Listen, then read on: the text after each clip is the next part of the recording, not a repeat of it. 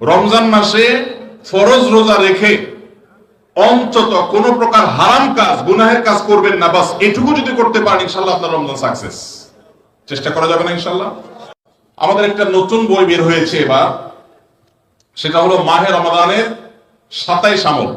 এই যে বইটা একটা হাতের সামনেও আছে মাশাআল্লাহ। এটা মূলত আমাদের একটা বক্তব্যের নির্যাস। এর আগে সোনাইমুড়িতে একটা বক্তব্যে আমরা মাহে রমজানের উপরে একটা গবেষণা করে 27টা আমল কোরআনের আলোকে বের করেছি, সেটা উপস্থাপন করেছি, পরে এটাকে বই আকারে আনা হয়েছে। এখানে রমজানে আপনি কি কি করবেন তার সবগুলোর তালিকা দেওয়া আছে। অতএব এটার আলোকে আপনি আমল করতে পারেন। চাইলে ভিডিও বক্তব্যটা শুনে নিতে পারেন। একবার সকাল থেকে রাত পর্যন্ত একটা সুনির্দিষ্ট রুটিনের মধ্য দিয়ে কাটাবেন। আর কিচ্ছু করতে পারেন না পারেন, শুধু একটা কথা বলে যাই, রমজান মাসে ফরজ রোজা রেখে অন্তত কোন প্রকার হারাম কাজ, গুনাহের কাজ করবেন না। বাস এটুকু যদি করতে পারেন ইনশাআল্লাহ আপনার রমজান সাকসেস। চেষ্টা করা যাবে না ইনশাআল্লাহ?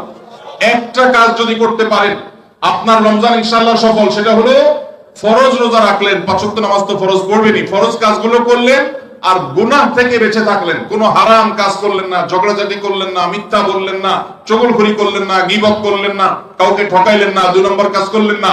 এই গুনাহমুক্ত যদি রমজান কাটাইতে পারেন আপনার রমাদান সাধনা সার্থক ইনশাআল্লাহ। আল্লাহ তৌফিক দান।